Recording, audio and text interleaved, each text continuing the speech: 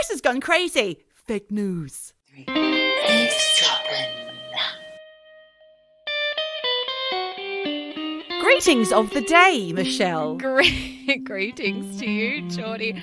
Do you know what? I know I just made a not very nice comment about how fresh you're looking right now. Thanks. Yeah, No, I got that. But you look like I look. Well, I look different. Well, no, Because you look like you and I look like me. No, but you normally look so polished, and today you just Oh, look right. It's rough a hangover and ready. day. And I've actually Thanks. got. You can't see this. Oh, sorry. Is that rude? The backhanded compliments just keep coming thick and fast, Michelle. No, you should be used to them.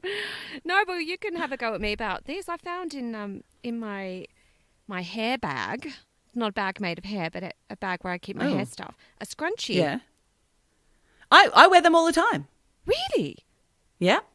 And where? And in public or? Well, I've lost it. Yeah, all the time. I've got two kind of silky ones. One's a peach colour, one's black, and I love them. I wear them all the time. Well, apparently they're very good for your hair because they don't pull the roots of the hair too much. That's right, and they Michelle. slide out. So, yes, I've got a scrunchie. No more bald patches for you. I have a few of those, I'm sure. Ew. No, well, So, Michelle, the reason why I said greetings of the day is because I keep getting emails saying, greetings of the day. From who? What is that about? I don't know. Different people, different places. What on earth does it mean? Greetings of the day. It's weird. I don't know, but people keep doing weird sign-offs on emails too. Are they experimenting, do you think, with new things? I don't know. There was one from a lot of Australians, actually. At the end, they say kindest. Oh, not best? No, kindest. Kindest. Kindest. Not even like kind regards or best regards. Nothing. It's just kindest. I don't like it. Don't like it. It's weird. Yes. So greetings of the day to you then. Hello. Thanks, Michelle. I'll take those greetings. Thank you. Oh, good. Well, I've got a little greeting, otherwise known as a shout out. Shout out. To a guy called I know who it is. It's Bass Robass. Robass. That is exactly Now, it. how I remembered that was because he sounds like a hunting, shooting, fishing kind of guy. Oh, he does, doesn't he? He hunts deer and fishes for bass. He hunts roes. He's got a trucker's hat on. And how do we know about Robass, Michelle? Because on our latest UFOs episode, we put it on YouTube, and it's basically just a picture of us, lovely, with and you can listen to the audio on YouTube. And he had posted a comment, and it basically started off by saying, "Feather-brained females clucking away." It's almost as good as Jeremy Ferris's descriptions of us. Two birds yakking.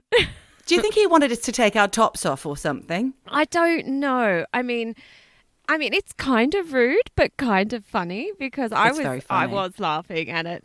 And so anyway, he basically just went on to say how we got all our facts wrong, particularly about Bob Lazar. And well, I said that in the episode, didn't I? I said, please. I actually said to Paul Scott of Sydney, do not regurgitate any of these facts in inverted commas. That's exactly what I said. Yes. But so anyway, he had listed all these helpful comments and then put a link to some Bob Lazar thing, because apparently Bob Lazar, when you said dodgy Bob, he really is, according to Robass. So apparently there is all this mystery surrounding him and the murder of his second wife. I didn't even know any. That never even came up when I was Googling. But get this, I just went back before this recording to go have a look at his comment. He's only gone and taken them down. Oh, he's removed his comments. Changed his mind. He's changed his tune. So, but didn't he say a few more awful things about females before signing off? I don't know what's happened to Robass. Maybe he's had a change of heart, because I did send him a very nice message where I said, thank you so much. We love getting comments, and maybe you could be our unofficial researcher.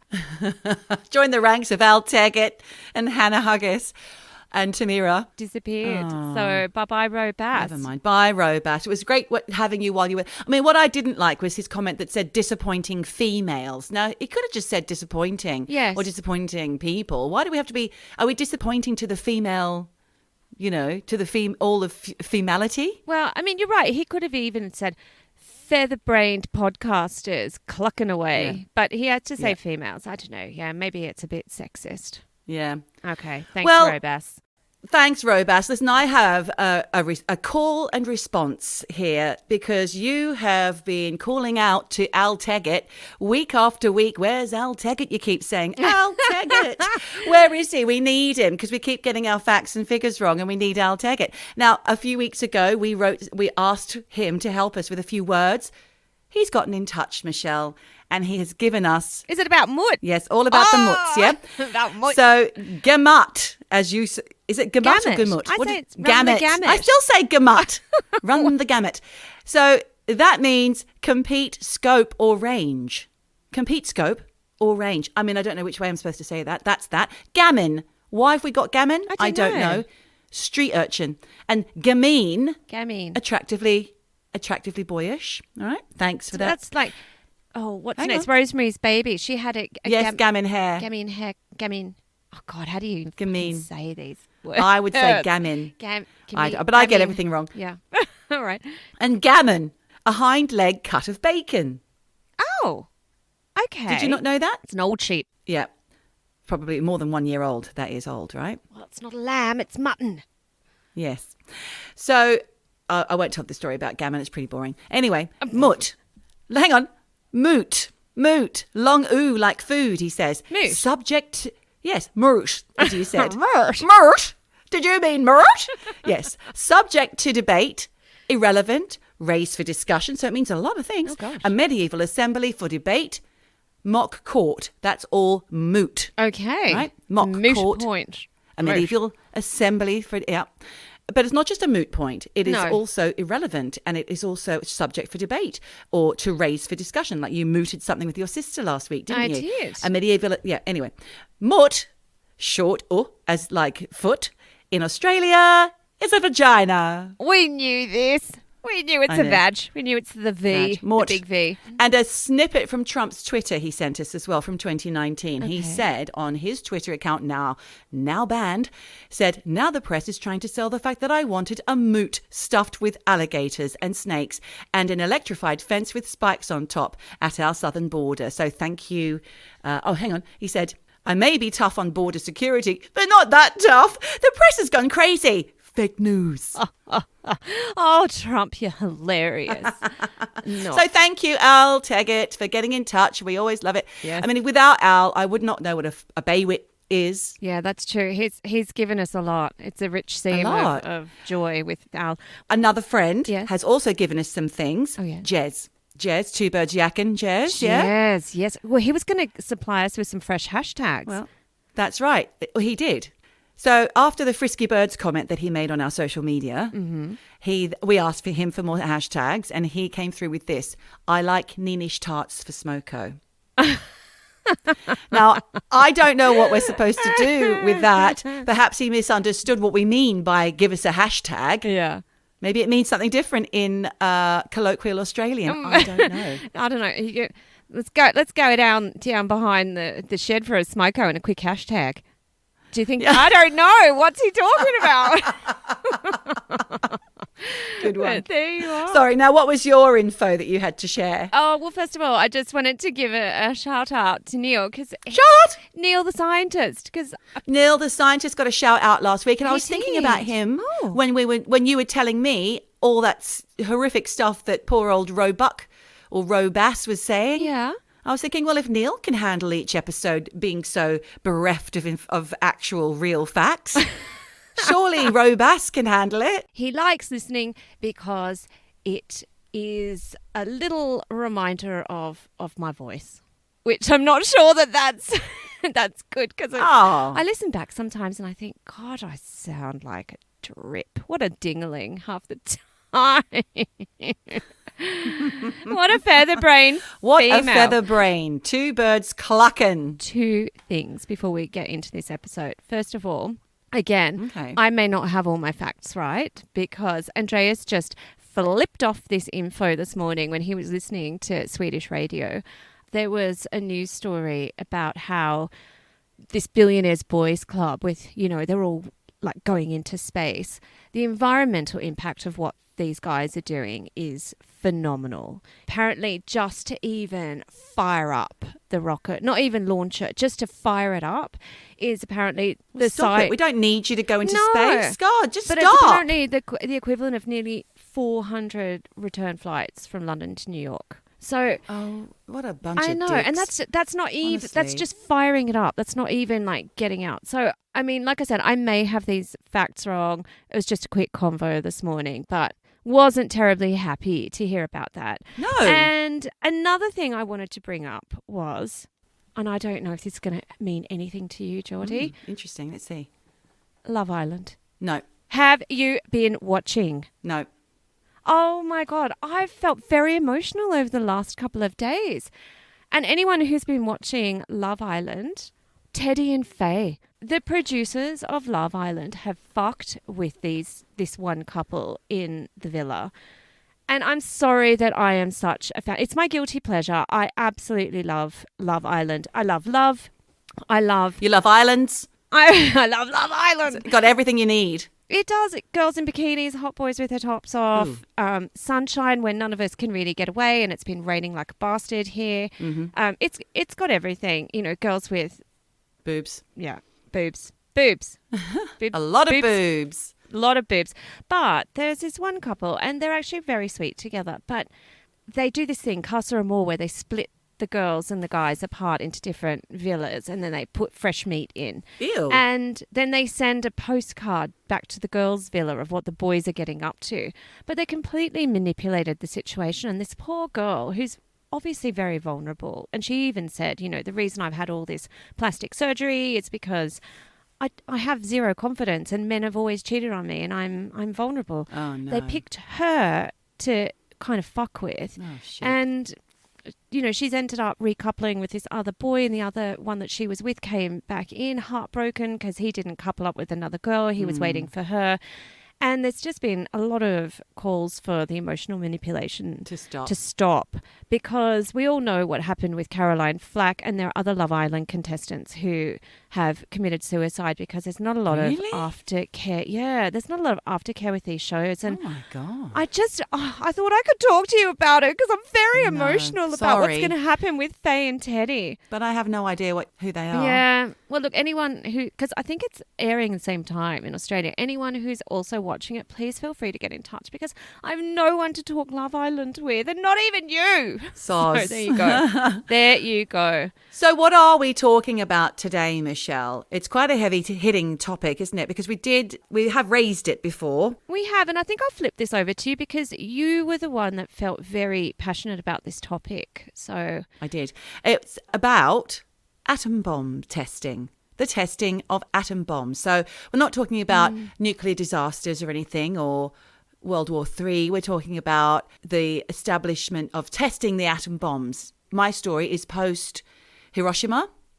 okay. So did you know that from 1946 to 1958, the United States tested 67 nuclear weapons in the Marshall Islands? And that's a collection of atolls and islands between Hawaii and Australia, and at the time was under US protection. Okay, I did know a little bit about this. You would have heard of Bikini Atoll. It was chosen for its remote location, and it was a strategic place for naval forces because it was far enough away from larger populations to be affected by any of the tests that they were doing.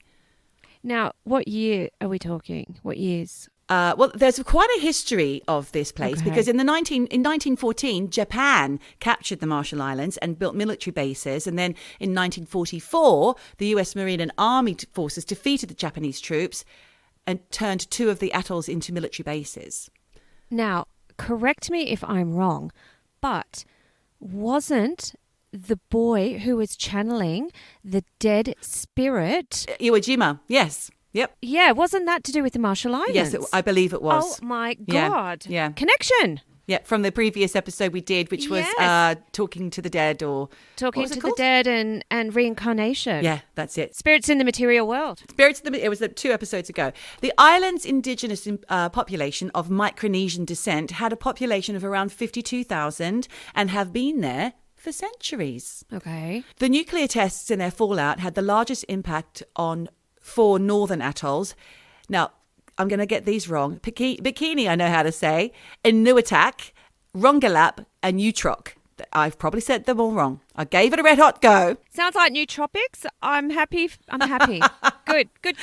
Each of which was evacuated due to the radiation from tests with payloads. Michelle, do you know what a payload is? Yes, but maybe you can expand? It's the dropping off of. It's like a payload is like if you have a lorry full of something, that's the payload, what's inside it. And this is in an atom bomb, it is the explosives, I guess.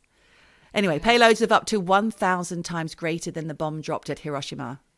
1,000 times, right? There were 23 tests at Bikini Atoll and 44 at Inuiatak. The ex-Bikini residents of 167 were removed to the Rongerik Atoll prior to the tests.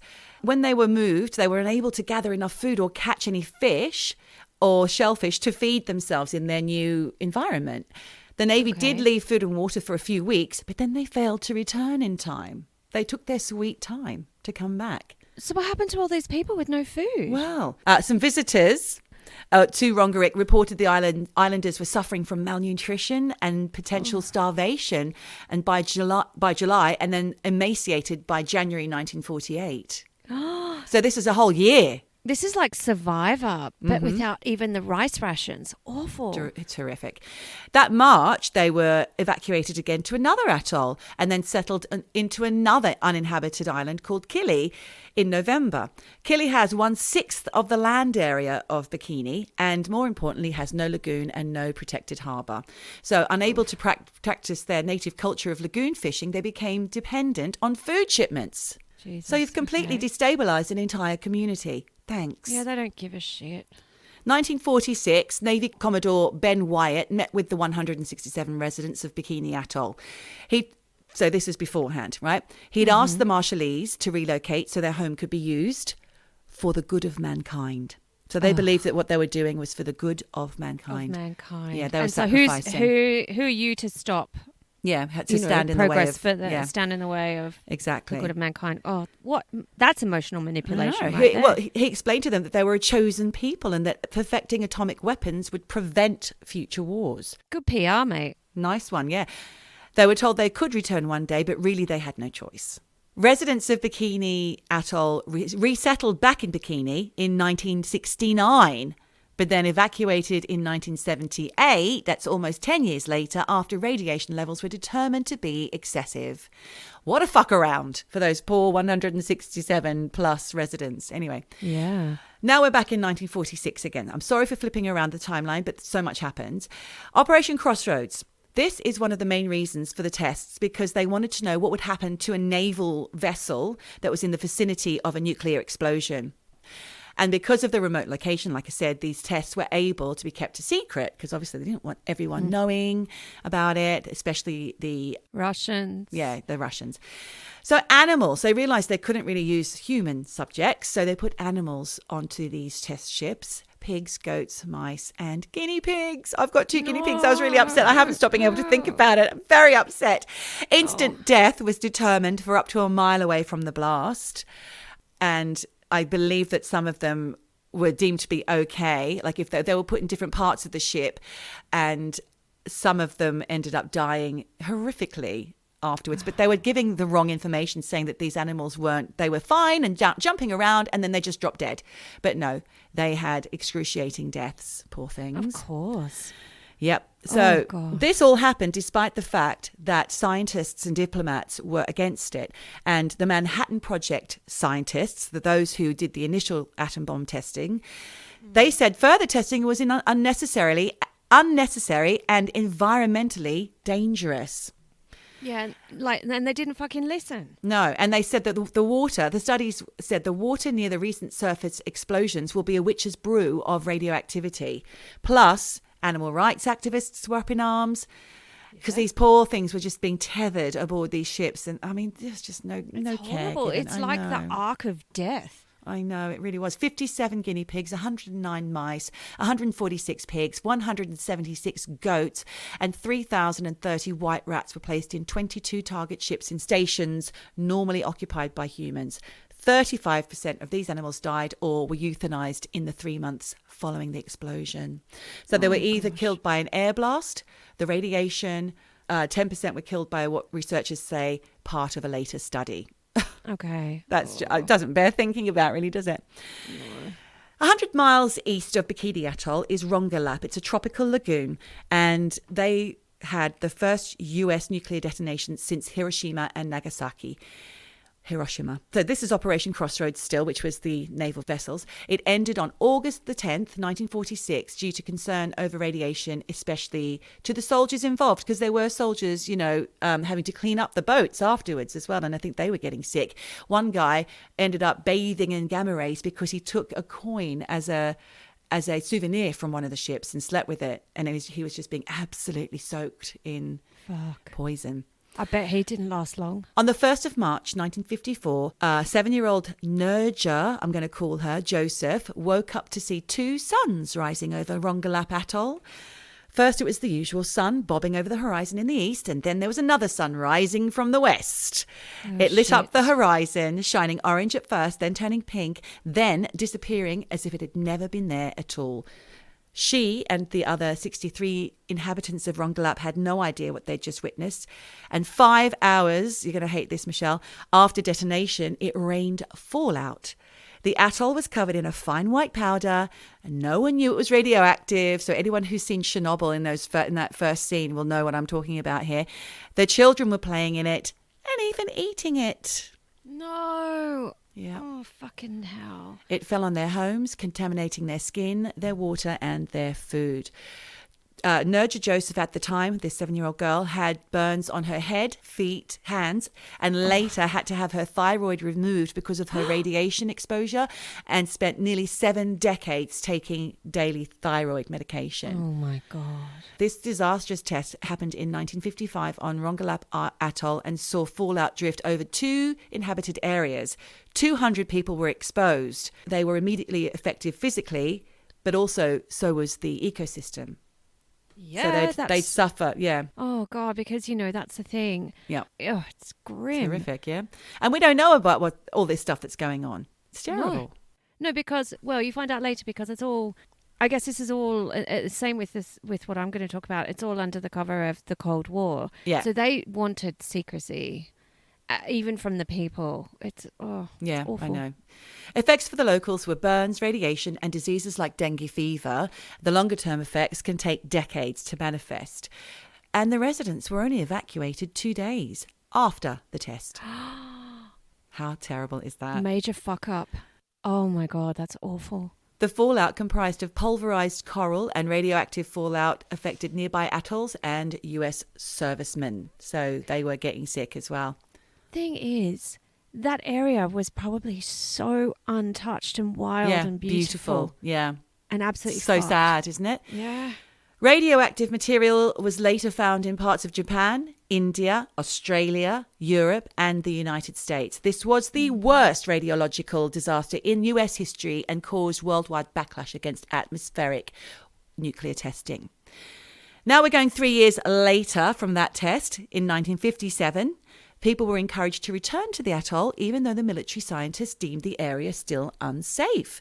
And 20 years later, birth defects and a high incidence of cancer are still being reported. Holy shit. In 2005, National Cancer Institute stated the risk of cancer to people exposed in this fallout was 1 in 3. In the 80s, which was 30 years after, multiple adult citizens developed cancers and had PTSD. And in 2010... the US National Cancer Institute looked at all the cancers in the atolls and found that 1.6% were directly attributable to the testing. Stats, they're not really my thing, but I imagine if you're good at maths, you could probably figure out that that's bad. Stat time! Stats. I think it's very bad. Yeah. Stats. Ultimately, the US negligently gave innocent people cancer. Yeah. Nobody knew what was going on. No. I don't even think it was on the radar at that point, was it? That there potentially was testing. So you wouldn't even have an inkling. Well, if you lived nearby, you would.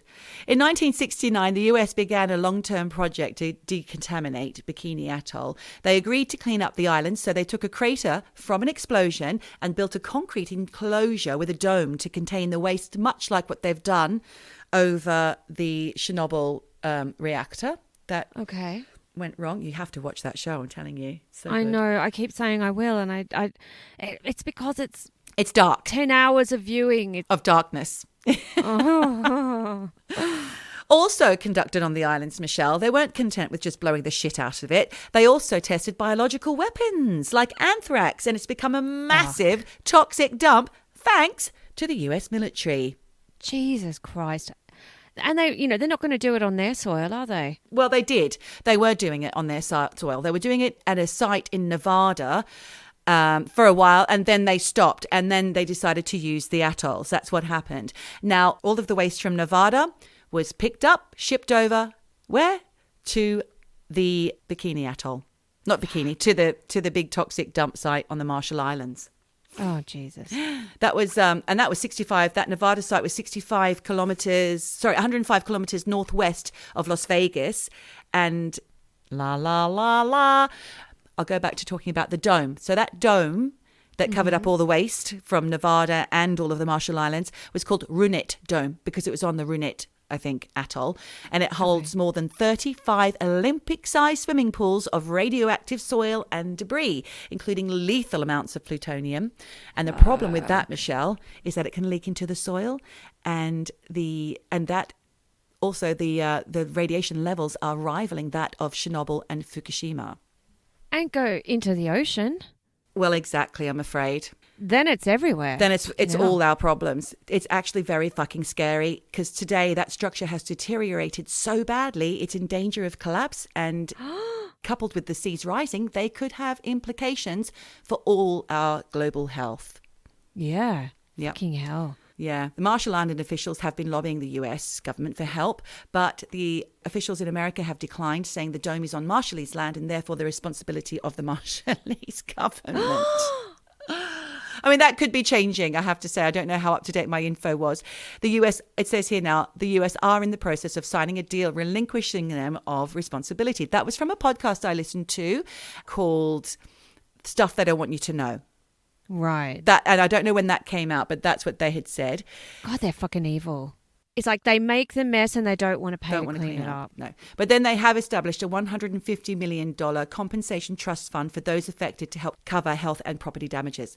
But what are they going to do about the rest of the fucking world? This time bomb that we've got. I mean, I was worried enough about Chernobyl when I saw that TV show. I thought, oh my God, I forgot that was there. Yeah. Oh, God. Yeah.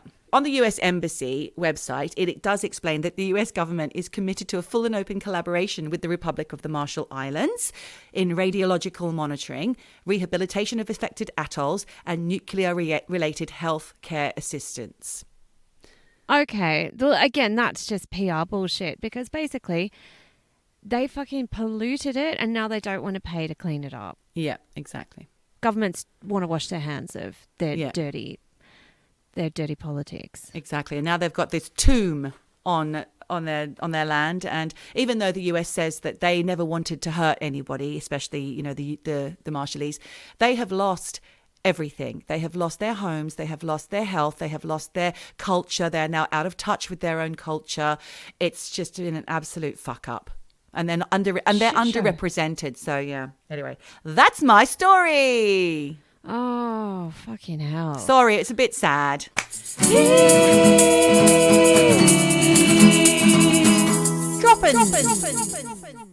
Well, I mean, mine's not any better because, when we had talked and you had said, I'm going to look at atom bomb testing, and you said, how about you look into Maralinga? Yeah. I was like, oh, all right. And look, growing up in Australia, certainly we always heard about Maralinga, but I can't say that I actually knew too much about it. Well, I knew one thing about it, which has haunted me ever since, that they thought that you may cover this in your story, but they thought they had cleared the site. But then after the tests, they found an Aboriginal elder wandering, and he had burns, and he had been obviously in the vicinity when the tests had gone off. So they weren't very thorough. No, I didn't know about that. Basically, I just did some research, and, this is an ongoing story, which, a bit like what's going on in the Marshall Islands, I don't know how they're ever going to clean this shit up, because it's toxic. It's a time bomb waiting to go off, and poor old Australia just got fucked over. I'll give you a little potted history of what I'm talking about. So Maralinga is sort of a remote western part of South Australia's Great Victoria Desert. And I've never been there, but I was looking at pictures of it when I was doing this research. And it's, it's kind of what you would expect. It's red soil, it's scrubby, it's pretty sparse. It's kind of bleakly beautiful, but not much there. And I guess the reason they probably chose this location is because they'd taken it away from the Aboriginals, and they thought it was just basically empty desert, nothing going on. So between 1956 and 1963, the British government used Maralinga as a test site for atom bombs and plutonium testing. A little bit like your story, to give this some context, the world was in the grip of the Cold War at the time. So, basically America versus Russia. And it seems that, from what I've read, Britain wanted to become not so much a superpower, but it definitely wanted to not be a target if shit went down between America and Russia. So they asked America to share their knowledge about how to create nuclear bombs and what the effects were and whatnot. But the US were like, no, not interested unless there was some kind of collaboration. So the British government offered Australia as an incentive to the US, basically telling the US they could test their nuclear technology in Australia and report back the findings to the US, so everyone could benefit, except there were no benefits to Australia from this.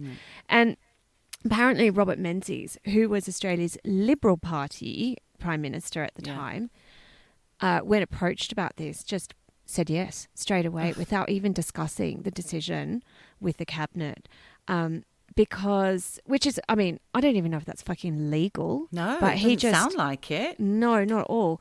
But there's speculation that at the time, Robert Menzies was hoping that by agreeing to these tests, that Australia might sort of have some kind of nuclear power influence if it could share the British atomic technology that they had been working on, or have some kind of advantage, I guess, if Britain stationed their nuclear weapons on Australian soil. Because, and I guess we have to remember this too, at the time, I think the Western world genuinely thought there could be a third world war.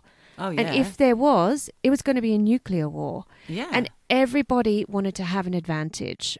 It's hard to put yourself into that mindset because it's so far from what we are now. But it was real and it was scary. So that's sort of the context of why this happened.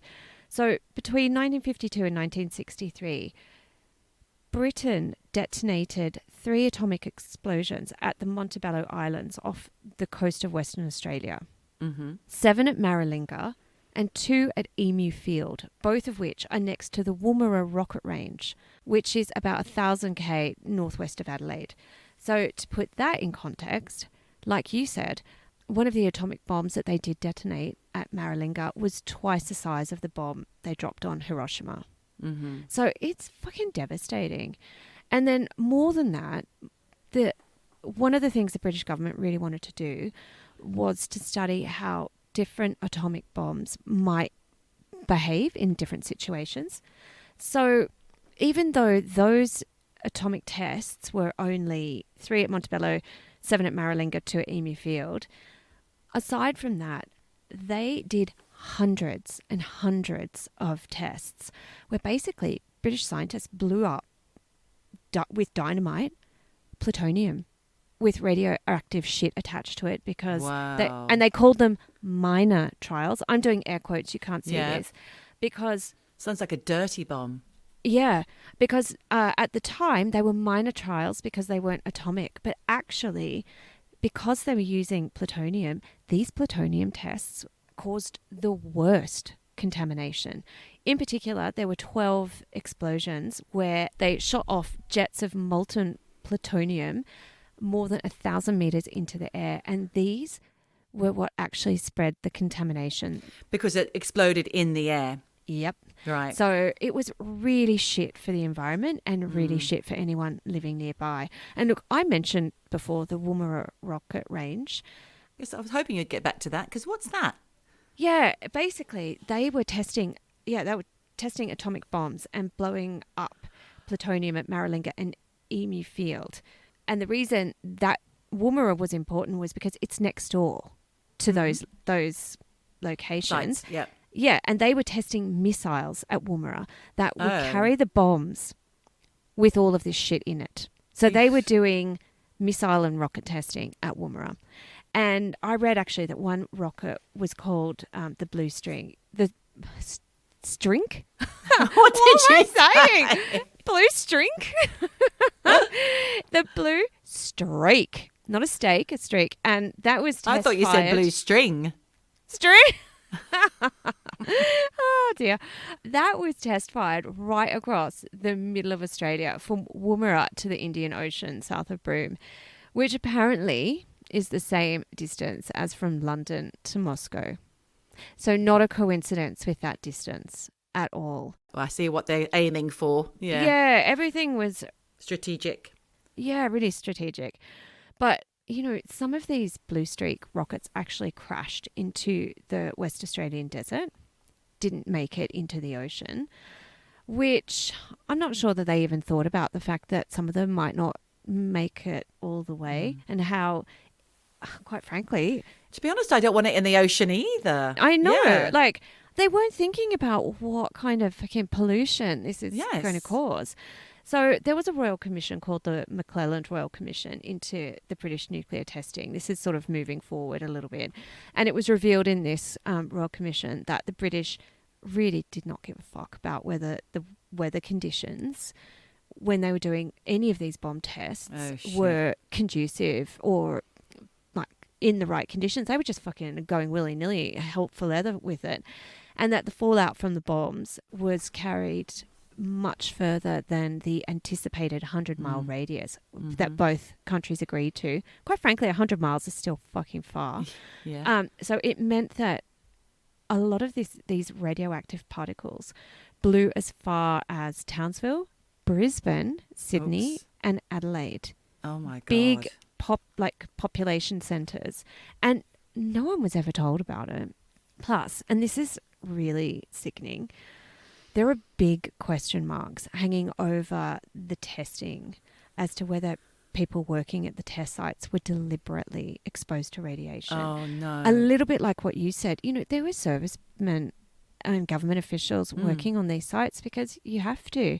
And apparently the British government was interested in knowing medically how radioactivity affected the human body. Yeah, so there is a question mark over that, which is I'm going horrific. to refer you back to Chernobyl and say, watch out when you're watching it, because towards the end it does get really graphic and really awful. Okay. Well, I've got another bit of a trigger warning coming up, but look, there's this really great article on the ABC website, which is Australian Broadcasting Commission. For anyone who's not in Australia, that's what ABC means. And I'll link to it in the show notes. But there's a guy called Professor David Lowe, who is the chair of contemporary history at Deakin University in Australia. And he said that there are loads of documents relating to the testing. And this interest in how all of that affects humans, those documents are still to this day restricted. He says you can't get your hands on everything that they have. And we need the Black Vault guy. Yeah, we do. And it's quite likely that basically the British and the Australian governments are going to make sure that those documents remain restricted forever, which is fucking terrifying because you just have to wonder what the hell's in it. And now I'm actually going to mention something which is really fucking distressing. So is this a trigger warning? Trigger warning. Warning. Trigger warning. Look out! Trigger. Oh my goodness! Warning. The chips! Brace yourself, Mavis. Trigger warning. So, Apparently, the testing at Maralinga was connected to this kind of body snatching project between Britain, America, and Australia. And it was called Project Sunshine. I hate it already. Yeah, where the bones of dead babies were exhumed without the consent of the parents, right? So in Britain, Australia, and in America, they were unearthing recently deceased babies, taking their bones and placing them into the atomic test sites because they wanted scientists wanted to examine how much radioactive strontium-90 was absorbed by human bones and what the effects of testing, or actually the atomic bomb if it ever went off, might be. And it's absolutely fucking horrific because apparently, there were people saying things like, I wasn't allowed to see my baby before before it was buried, and closed caskets were the babies even in there. It's just really horrific, for the families. So going back to what you had talked about with cancer, apparently 30% of the British and Australian servicemen exposed to the blasts at Maralinga and at Emufield and at Woomera died of cancer. And back in 1984, with the Mcclellan Royal Commission, they said it was 30%, but then to kind of cover their asses, they said they were unable to conclude that each case was actually specifically caused by the tests.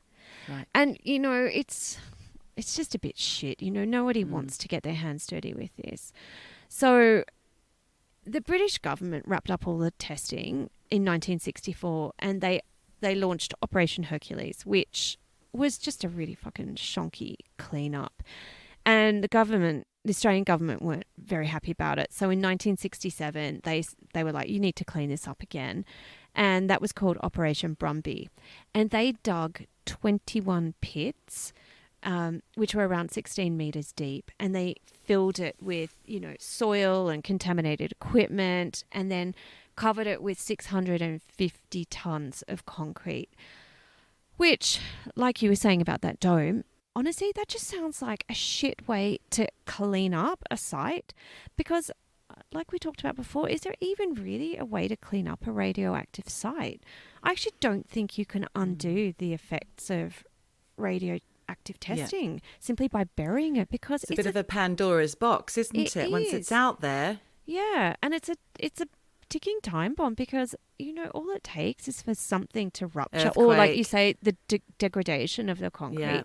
And you're just delaying this problem. So, it's just like a concrete Band-Aid over basically a wound that's never going to heal, because this is going to come back and come back.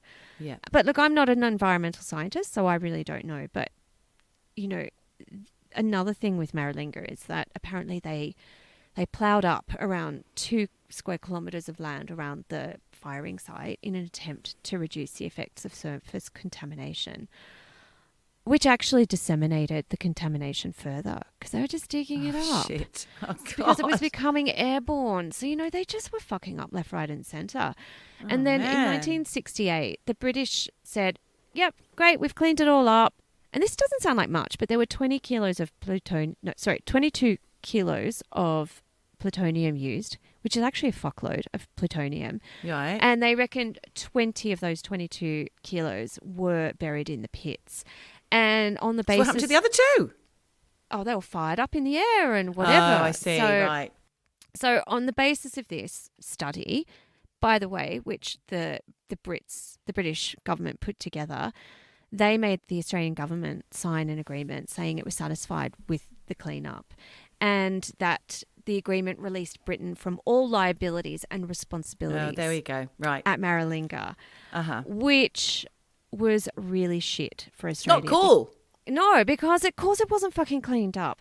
And then in 1993, Australia got hold of declassified information from the Americans, which led them to believe that the contamination at Maralinga was way worse than the British had admitted to, and that the 21 pits actually contained fuck all plutonium, and that actually the plutonium that was used was 10 times more than the British said it was. And it was actually spread over way much more of the land than they said. So, and this is back in 1993.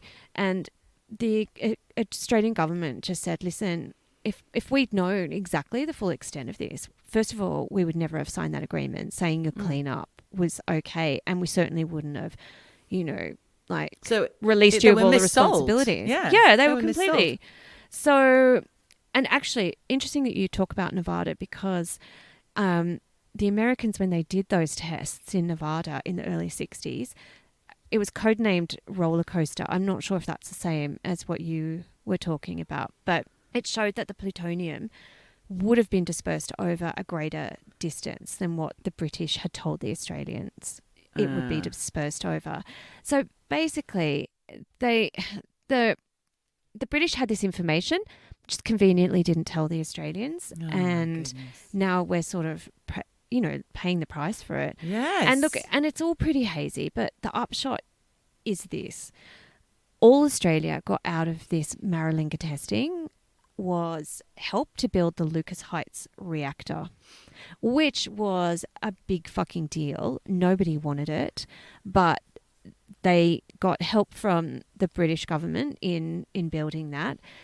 And they got a big fucking radioactive mess to clean up because no one cared about the land. And there's still one spot called Cooley, Kuli, which is still off limits even today because it's been impossible to clean up.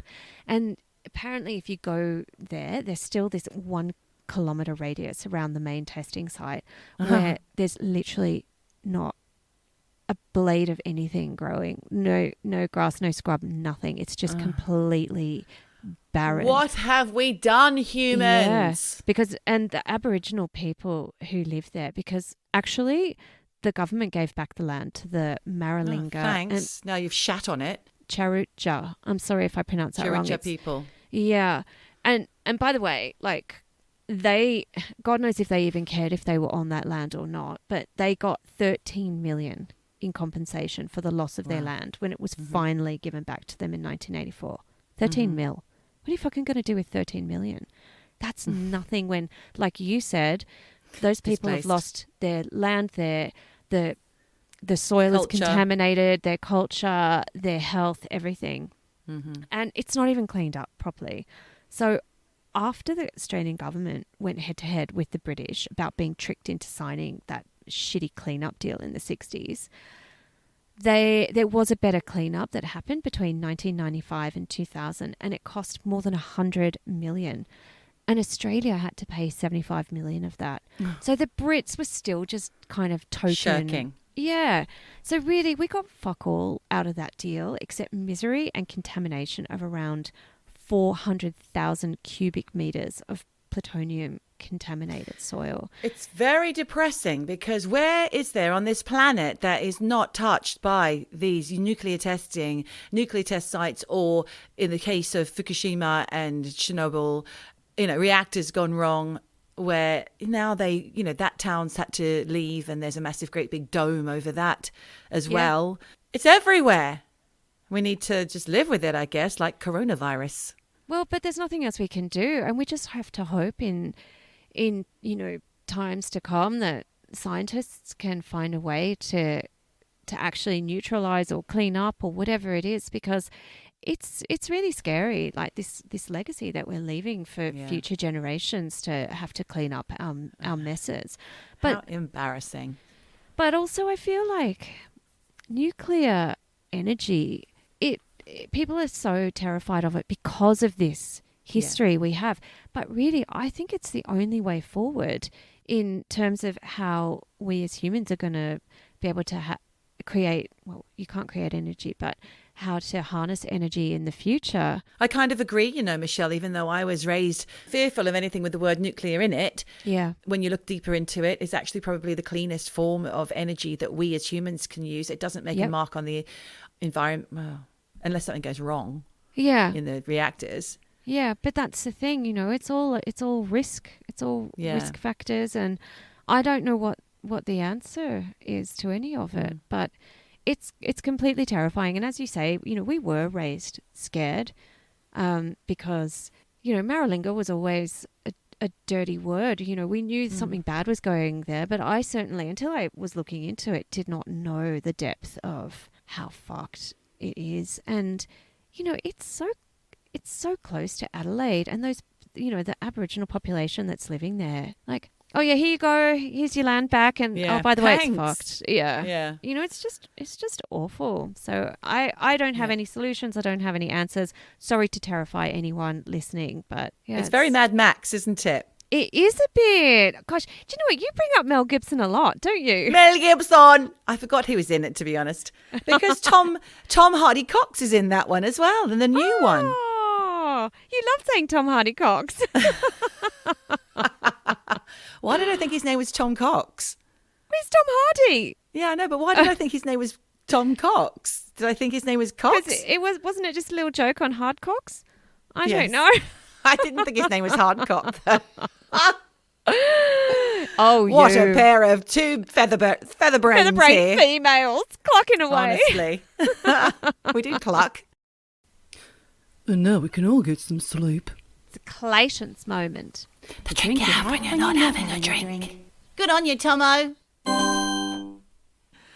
Anyway, well, listen, Michelle, that was a great roundup of what happened. I was really interested to hear that because I've always wanted to know, actually.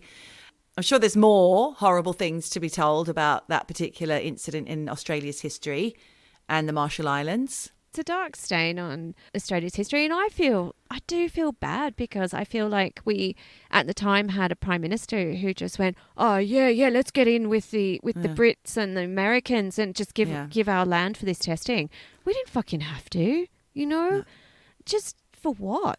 We got nothing out of that deal. It's so shit. Ignorance, because they didn't know at the time if it, in that age, in that time, people just weren't aware. They thought this was the next new thing and they thought this was the right thing to be doing. And how wrong were they? Yeah, I mean, we haven't had a third world war, thank God. We haven't been blown up by nuclear bombs. Oh, don't even say it because I'll have nightmares again. I'll have all my 10-year-old nightmares again. So what are you up to for the rest of your eavesdropping day? Well, I think I'm going to have a little lie down after all the gin that I drank last night with my friends. Oh, that's very nice. I was out till late drinking lots of red wine in the rain. Oh. Yeah, it's pissing it down here. Same what here. happened to our summer? I don't know. Just bring it back, please. Let's wrap it up for now and tell all our eavesdroppers that we'll see them or hear them. You'll hear us even. Yes. Again. Next week. On Eavesdroppin'. And also, guys, really, if you have any story you want to cover, if you have any comments, like Robass, you can get in touch even on YouTube. Leave a comment. Yes. We love it. We absolutely love it. Try not to be too nasty, but, we do like to hear from you. We have feelings. We do have feelings, Robass. Yeah, on all the socials, eavesdroppinpodcast.com. That's right. Hello at eavesdroppinpodcast.com if you want to email us. We've actually got a little community message, haven't we, coming out soon? Have we? Oh, yeah, we do. Sorry. You put it together. Yeah, I'm going to be trying to get all of our eavesdroppers. If you wouldn't mind, if you love us, please, can you share our link and share the pod, like wherever you listen to us, just forward it to 3 friends. That's all I ask of you. Tell your friends, I listen to this, I love it, and tell your friends, please. We just want it to be like coronavirus, but for eavesdropping. Yes, spread it. Be super spreaders. Please. Thanks so much, guys, and we'll see you next time on Eavesdroppin'. Eavesdroppin'.